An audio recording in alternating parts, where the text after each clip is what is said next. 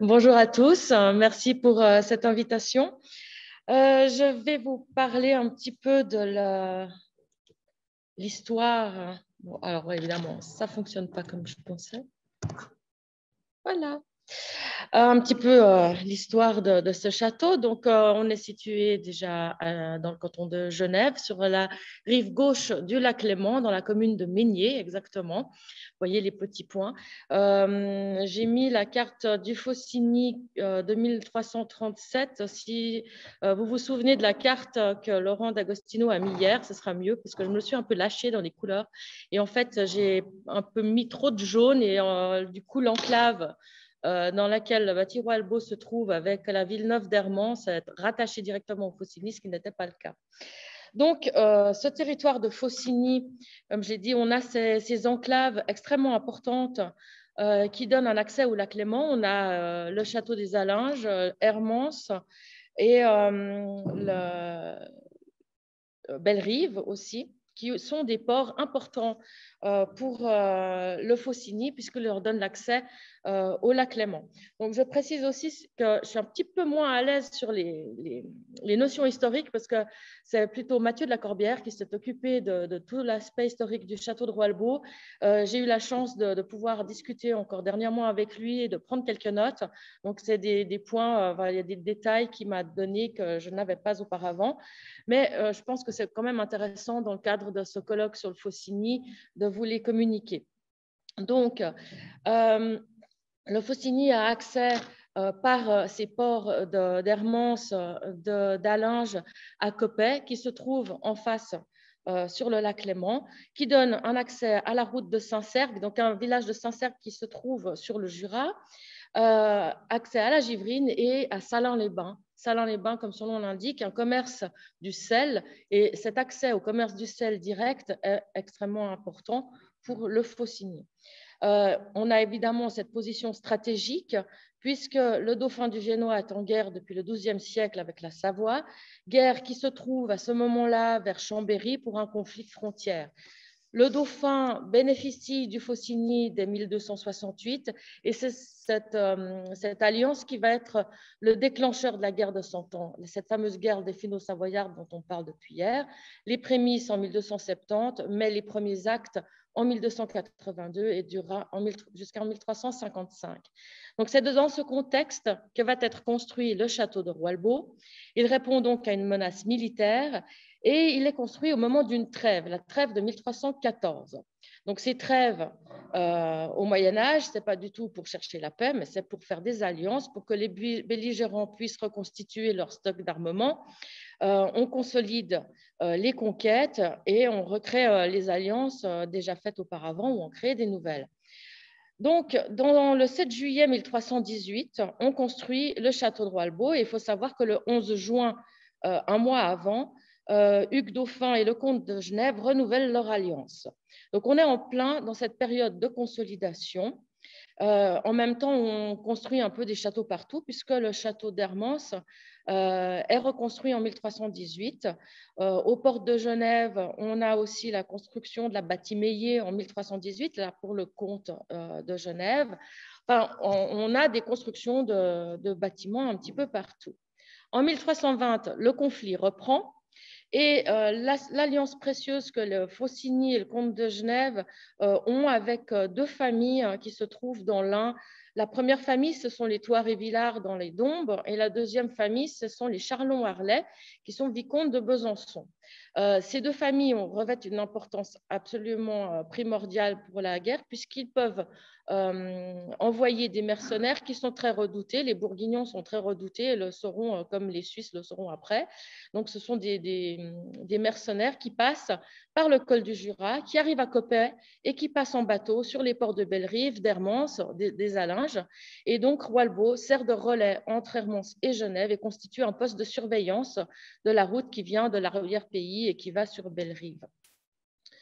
Roalbo a été attaqué 2 fois de suite. La première en 1320 par Édouard de Savoie, qui est le fils du comte de Savoie, et en 1333 par le seigneur de Vaud, qui est Louis II de Savoie, qui va monter une expédition en bateau pour essayer d'attaquer Roalbo. Donc, manifestement, ces attaques n'ont pas laissé beaucoup de traces parce qu'on n'en a absolument rien retrouvé, ni feu, ni quoi que ce soit. Ces bâtis, on va parler beaucoup de bâti. C'est un bâtiment qui est typique de la période de cette guerre delphino-savoyarde. C'est une architecture qui est mise en œuvre entre la moitié du IIIe siècle et la moitié du XIVe siècle. C'est vraiment un élément de conquête. En quelques semaines, en quelques semaines, on arrive à fortifier une position. On est dans l'ère déjà du préfabriqué. Ça, j'en parlerai encore un peu plus tard. Mais pour faire une comparaison avec quelque chose qui nous parle à tous, vous imaginez les forts de la conquête de l'Ouest américain. Eh bien, c'est exactement le même principe. C'est la manière de pouvoir construire un bâtiment défensif assez peu cher et de manière très rapide pour asseoir sa position. Donc, on a aussi parlé hier assez régulièrement de cette fameuse enquête delphinale de 1339. Et il se trouve que cette enquête fait la description du château de Roalbo. On a eu cette chance-là. Donc, cette enquête, c'est la tentative de vente des biens de Humbert II, du dauphin du Viennois, au pape Benoît XII, qui est un pape qui se retrouve à ce moment-là à Avignon. Donc, ça fait sens de vouloir vendre ce territoire au pape. Finalement, le pape renonce et les États seront acquis par la France en 1349 par Philippe VI de Valois, qui, roi de France, a très peu d'intérêt dans ces territoires, va faire un accord avec la Savoie et en 1355, en reconnaissant la victoire de la Savoie. On a un peu envie de dire tout ça pour ça, en fin de compte. Donc, ces dates sont très importantes pour l'histoire de Roalbo. Donc, 1318, la construction. 1339, la visite des procureurs pour l'enquête delphinale et 1355, l'annexion de Faucigny à la Savoie. Quelques images anciennes qu'on a retrouvées, donc tout en haut à gauche, vraiment un détail très, très zoomé sur la carte du Léman qui a été effectuée par Jacques Goulard en 1613, où on reconnaît le château de Roalbo, qui est un beau carré savoyard avec une entrée.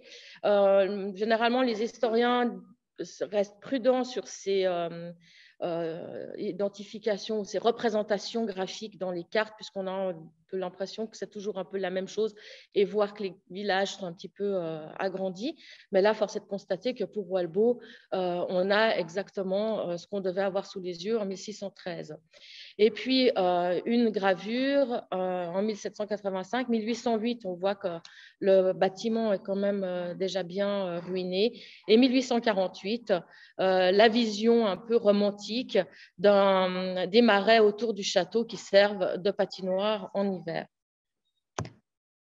Donc, après 12 campagnes de fouilles, puisque j'ai eu cette énorme chance de pouvoir faire de l'archéologie pour de l'archéologie. Ça n'arrive pas souvent dans une carrière d'archéologue. En fait, le château a bénéficié des premières mesures de protection aux monuments historiques sur le canton de Genève. Dans les années 20, on commence à s'inquiéter un peu de la destruction de bâtiments en ville de Genève. Et il se trouve que pourquoi Roalbo est le numéro 1 ? Eh bien, avant la cathédrale, avant l'hôtel de ville, il se trouve que le propriétaire du champ sur lequel la ruine était située voulait effectuer des drainages. C'est à ce moment-là qu'on draine énormément les champs pour mettre en valeur l'agriculture. Et évidemment, veut utiliser les pierres du château de Roalbo pour faire ses délimitations de parcelles. Donc, on s'insurge. L'archéologue cantonal de l'époque, Louis Blondel, écrit au Conseil d'État. Et le Conseil d'État fait un arrêté assez rapidement parce qu'évidemment, première mesure de classement, et on est à Genève, premier recours. Donc, ça devenait urgent de pouvoir protéger ce bâtiment. Donc, c'est le numéro 1 de tous les bâtiments classés du canton de Genève. Donc, évidemment, aucune construction, aucune promotion dessus. Par contre, en 1999, on a l'Otars qui passe à travers toute l'Europe, cette fameuse tempête. Et à Roalbo, où l'État ayant acheté toute la parcelle, n'ayant pas entretenu la végétation, les arbres ont poussé et l'Otar arrache des arbres qui ont poussé sur les courtines. Ça arrache des morceaux de murs. Et là, on commence à se rendre compte qu'il faut vraiment secourir ce qu'il y a encore à secourir de ce bâtiment. Donc, on a commencé à fouiller sans savoir que l'enquête delphinale existait. Et c'est seulement après un mois de fouille que Mathieu de la Corbière est venu vers nous, mais en disant, ben voilà, on a un texte hyper intéressant. Cette fameuse enquête delphinale fait un état des lieux du château de Roalbo, mais d'un château en bois. Donc, les premières fouilles, on pensait faire juste un état des lieux des fondations, de voir un petit peu comment le château s'organisait sur un château maçonné. En fait, on a commencé à investiguer pour retrouver les traces du château en bois. Donc, voici l'orthophoto que vous avez devant vous. C'est la photogrammétrie qui représente vraiment la fin de la fouille en 2014. Donc, selon la description de l'enquête delphinale, on a un réseau de doubles fossés qui entourent le bâtiment. Ces fossés, évidemment, on est dans un château de plaine, c'est ce que je n'ai pas évoqué tout à l'heure. On est dans un château en plein marécage. Les marécages servent évidemment de système défensif. Et puis, on creuse deux fossés, l'un à l'intérieur de l'autre. C'est la partie la plus importante, c'est ce qui coûte le plus cher. On retire la terre des fossés et on crée un tertre artificiel. J'ai un peu l'habitude de dire que c'est en forme de donut, mais en fait, voilà, c'est plus une espèce de gros cercle, puisqu'on ménage une dépression à l'intérieur pour la future construction de la maison plane. Donc, ce double fossé, on sait qu'on a des poissons. Ça sert aussi d'apport alimentaire, de vivier pour la garnison qui est en poste. C'est une garnison qui est là de manière ponctuelle. Ils viennent quand il y a des problèmes vraiment politiques dans la région et ils repartent avec leurs affaires. Ce qui m'a posé un gros problème de matériel parce que j'ai été très frustrée sur le peu de céramique qu'on a retrouvé pendant les fouilles. Donc, cette palissade, une fois que les fossés sont creusés, qu'on a constitué notre tertre artificiel, on est dans de l'argile pure en plus. Donc, une argile, dès que ça sèche, ça devient du béton. On construit une palissade défensive. Dans la description de 1339, on parle d'une palissade de 175 mètres de périmètre, constituée de poteaux de 30 à 40 cm de diamètre, culminant à près de 6 mètres de hauteur. On a besoin quand même de troncs assez conséquents, puisqu'en fouille, on a pu retrouver, là vous avez sous les yeux l'angle sud-ouest du château, de la palissade, pardon, et vous avez sur l'orthophoto le pourtour qu'on a pu découvrir, on a 185 trous de poteaux. Je vous parlais avec l'introduction historique de préfabriqués. Et il se trouve qu'on a pu fouiller à cet emplacement une partie de la palissade en faisant une stratigraphie où on a découvert que pour mettre en œuvre cette palissade, on faisait une tranchée, on glissait dedans une portion de poteaux attachés les uns avec les autres, on remplissait d'argile, de terre, et on continuait comme ça. On a supposé, on a pu voir aussi sur le terrain qu'on pense les portions de palissade étaient constituées de 5 poteaux. Pourquoi? Parce que justement, à cet endroit où on est en train de fouiller ici, on a 5 négatifs. Non, les négatifs sont complètement vrillés. On voit que les poteaux sont un peu en biais. Donc, ce n'est pas que l'œuvre de la forme du poteau, mais vraiment, on pense que cette partie de palissade a dû glisser et qu'ils n'ont pas eu le courage ou la volonté de la remettre droite. Et tous les autres, par contre, sont bien droits, avec quelques pierres de calage sur le fond. On a dû inventer des outils pour la fouille parce qu'on descend à plus d'1,10 m de profondeur pour arriver à la fin du poteau. le système défensif est doublé, on a la palissade et on a des tours d'angle. Dans l'enquête delphinale, on nous parle de 3 tours d'angle. Donc, quand on fait géométrie, on sait que dans un rectangle, on a 4 angles. Et pourquoi 3 tours? Donc, on a trouver l'angle où on n'a pas de système défensif, qui est celui-ci. On a un bâtiment, mais un bâtiment avec des piquets de 12 cm de diamètre, avec une sablière basse. Donc là, on a émis l'hypothèse qu'on avait simplement un dépôt d'armement ou autre. On a découvert une tour de ce côté. Donc ici, on a un dédoublement du système défensif puisque la tour est construite à l'intérieur de l'angle et ne profite pas des poteaux d'angle pour être élevée. Donc, on a vraiment ce bâtiment avec les poteaux d'angle ici, des sablières basses qui rejoignent les poteaux. Ces tours font 6,50 m de côté. Dans la enquête delphinale, on nous parle de tours culminant à près de 10 mètres de hauteur avec 2 étages donc, qui ont été restitués de ce côté sur cette image. Donc, cette tour d'angle ici est assez impressionnante. On a probablement aussi un aménagement de sol avec ces galets. La tour qui se trouve de ce côté-là est aménagée d'une manière un petit peu particulière puisqu'on n'a pas retrouvé le poteau d'angle, mais on a une installation sur un sol en pierre. Ceci s'explique parce que, je vous l'ai dit tout à l'heure, on conserve une dépression au centre pour la construction de la maison. Et cette tour, du coup, se retrouve un peu à flanc de fossé en direction de la maison et aussi en direction de fossé extérieur à la palissade. Donc, il faut quand même consolider une tour qui fait 10 mètres de hauteur. Il faut quand même un peu consolider sa base pour éviter qu'elle glisse à l'intérieur du tertre. On a également un espèce de sol qui est constitué avec des petits galets à l'intérieur de cette tour.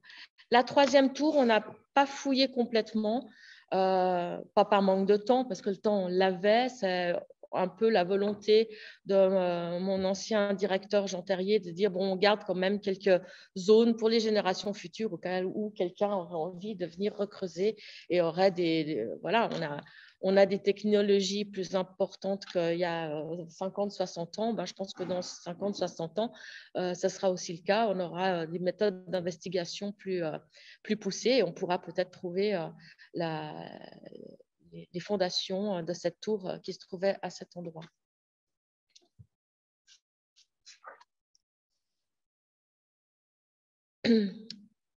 Alors, cette fameuse maison centrale, donc je vous ai dit qu'elle est installée dans une cavité, dans une dépression ménagée dès le départ. Vous voyez qu'on a aussi tout autour des galets qui sont installés. On met un vide sanitaire puisque le terrain étant de l'argile pure, dès qu'il y a une pluie, l'eau se piège dans cette dépression.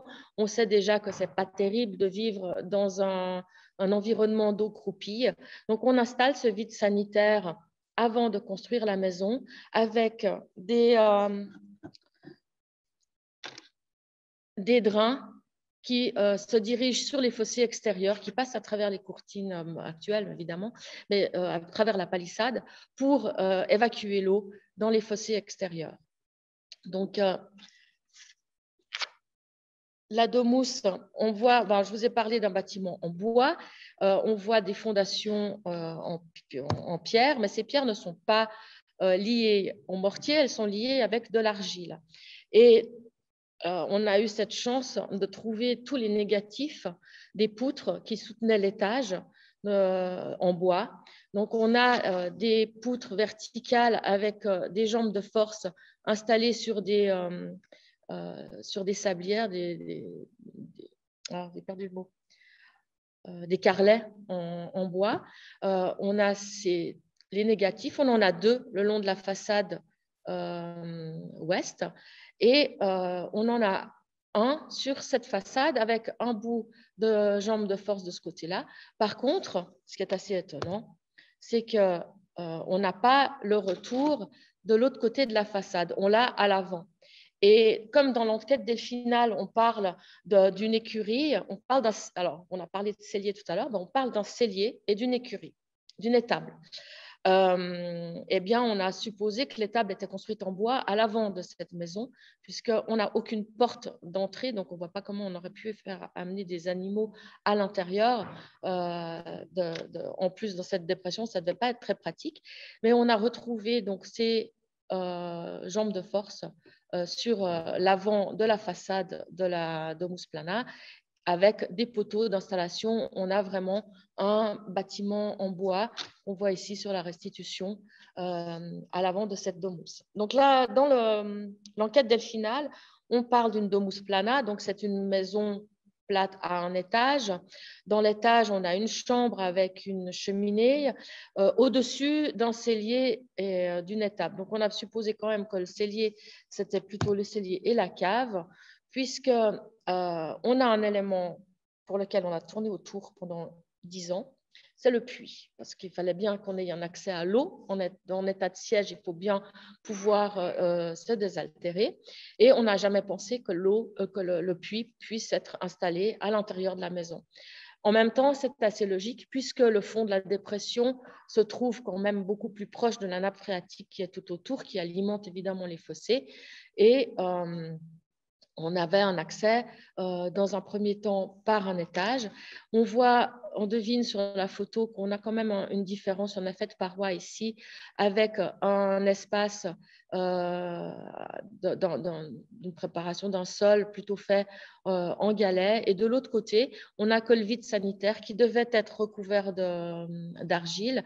On a retrouvé la trace d'un tout petit morceau de bois avec un clou qui pourrait faire penser à un plancher. Oui ou non. Enfin, là, on n'a pas vraiment eu plus d'indications pour la présence d'un plancher par rapport à ça. On a en plus, je ne sais pas si c'est là, je vais passer la dia suivante. Non. Là, il va falloir me croire, mais ici et ici, on a aussi les négatifs de poutres qui soutenaient l'étage.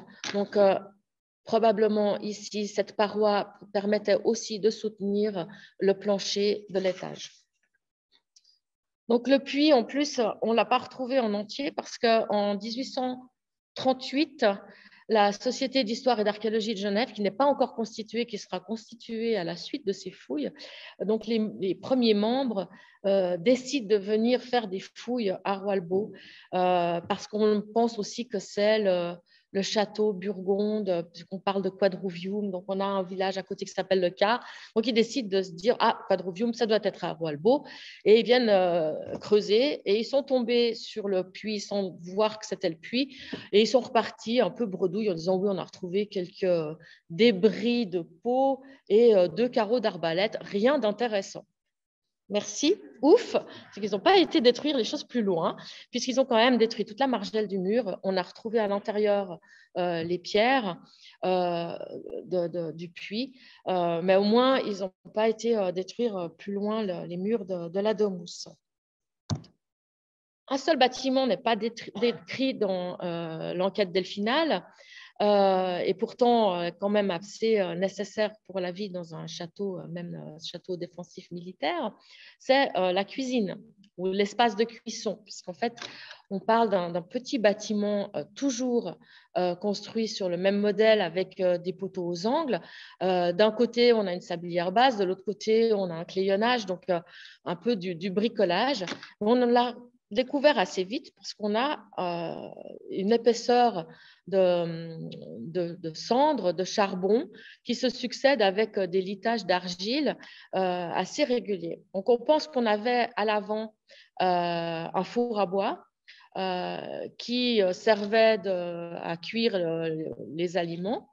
Et chaque fois qu'on avait fini une cuisson, qu'on voulait en recommencer une autre, on purgeait l'intérieur, descendre, et on les posait par terre. On n'est pas dans une seigneurie, on est vraiment dans un contexte militaire. Donc, voilà, je pense qu'on n'était pas trop délicat à l'époque, mais quand même, de temps en temps, on mettait une couche d'argile parce qu'on en avait marre d'avoir de la cendre plein les pieds. C'est dans cet espace-là qu'on a retrouvé les premiers tessons de céramique. Donc, on a une marmite qui a été éclatée sur place, bon, qui n'est pas complète, mais quand même.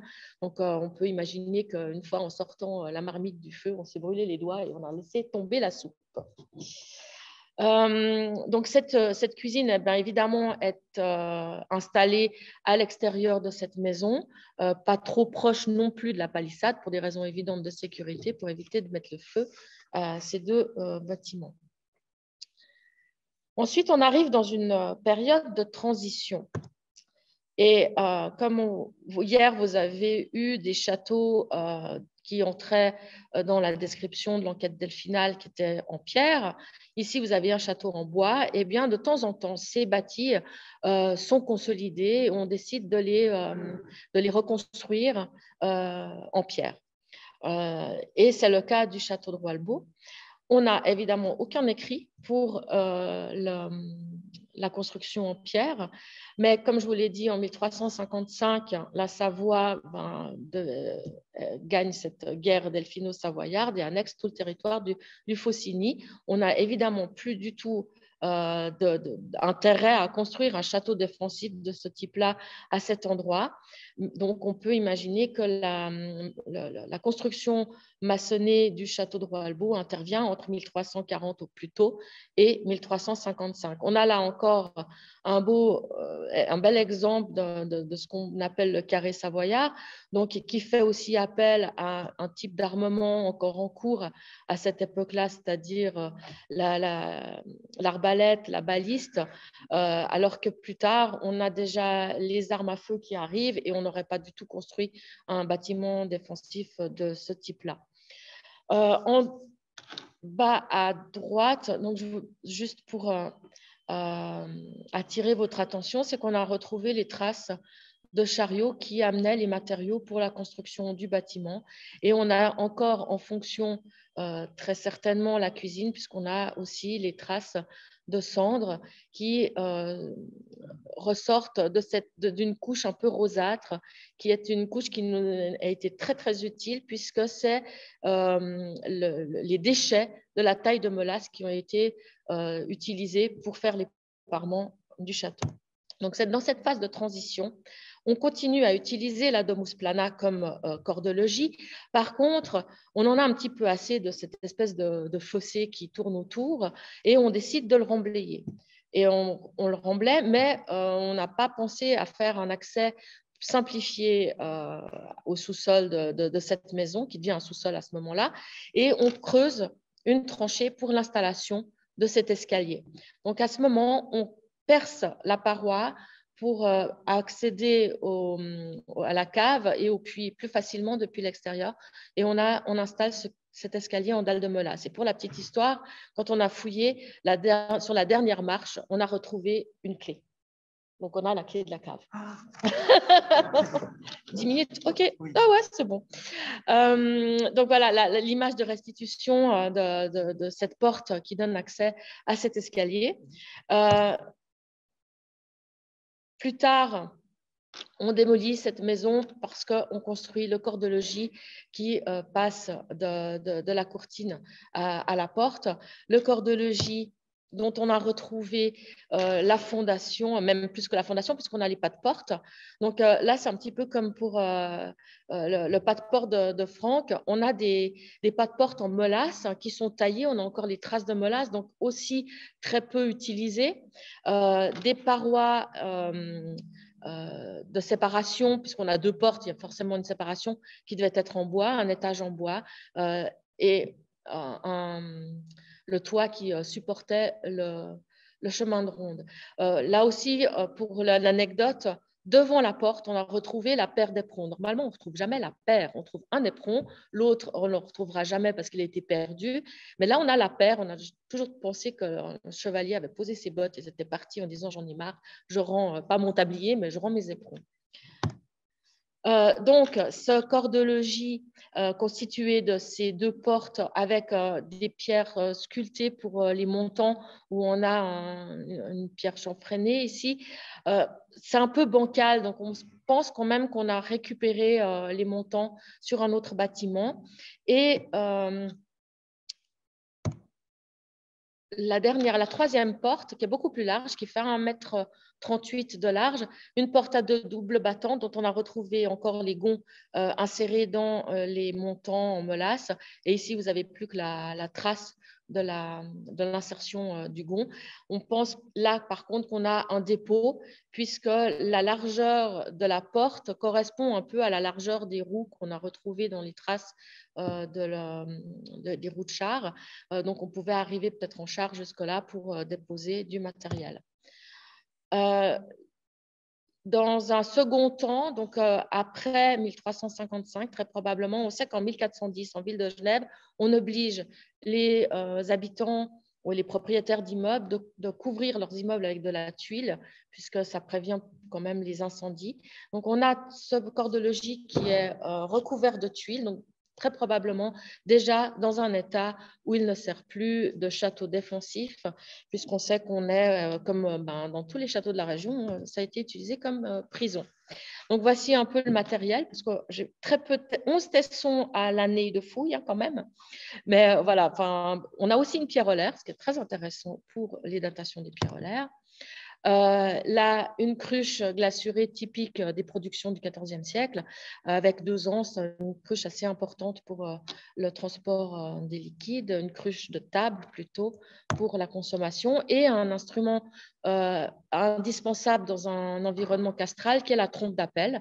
Une trompe d'appel qu'on a retrouvée en flanc de fossé. Je vous ai mis cette fresque du château de Cruet, qui était restaurée, qui a été présentée d'ailleurs au musée d'art et d'histoire à Genève pendant la rénovation du musée de Chambéry, et avec l'utilisation de cette trompe d'appel. C'est le téléphone de l'époque, puisque ça permettait de communiquer entre l'intérieur et l'extérieur du château assez facilement. On a la trompe portable qu'on a ici. On a aussi des trompes qui sont fixes, puisque vers Grenoble ou à Charavine, même, je crois qu'on a retrouvé une trompe qui fait 1,10 m de hauteur. Donc, celle-ci, on la laissait dans la tour pour l'utilisation depuis la tour. Donc, voilà encore quelques éléments de ces trompes d'appel où on a exactement une embouchure typique des trompettes actuelles. Les carreaux d'arbalète, un carreau de baliste, la fameuse clé, un petit dé à jouer et le fer à cheval qui indique bien la présence d'une cavalerie, enfin de chevaliers. Ici, un élément assez intéressant, parce que beaucoup plus ancien, c'est une bulle papale qu'on a retrouvée dans les déblais de Molas, une bulle au nom d'Innocent IV. Innocent IV a été élu pape en 1243 et jusqu'en 1254. On sait qu'il a donné des privilèges au sire de Faucigny sur les villes d'Hermance et Montoux. Ouais. Et donner des privilèges à cette époque-là, ça veut dire aussi autoriser la construction d'une église ou d'une chapelle. Est-ce qu'on avait un dépôt d'archives? Est-ce que c'était un élément qui avait déjà été détaché de son parchemin et qui servait un peu de talisman ou de souvenir à un chevalier? On n'en aura jamais la preuve. Dessous, alors, celle qu'on a retrouvée à Roilbourg, c'est celle-ci. Celle-ci, elle a été retrouvée dans le canton de Vaud, à la Fribourg, Tour de Trême. Donc, une fibule en bronze. Là, je pense que c'est un des éléments les plus anciens qu'on ait pu retrouver, puisque ces fibules viennent plutôt des pays de l'Est, sont datées entre le XIe et le XIIe siècle. Et manifestement, l'artiste qui a voulu recréer cette fibule qu'on appelle à l'Agnus Dei, on voit ici quand même assez bien l'agneau avec la croix sur le dos. Ici, il est extrêmement stylisé, donc il fallait beaucoup d'imagination pour voir l'agneau. Mais voilà, on a cet élément-là. Et quelques pièces de monnaie. On a un gros tournoi de Philippe le Bel.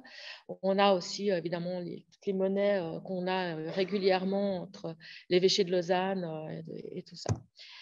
Et puis voilà, j'ai bientôt fini. Donc maintenant, cette fouille a été terminée en 2014, mise en valeur en 2016, avec une visite qui est libre. Vous pouvez vous y rendre et je vous encourage à vous y rendre.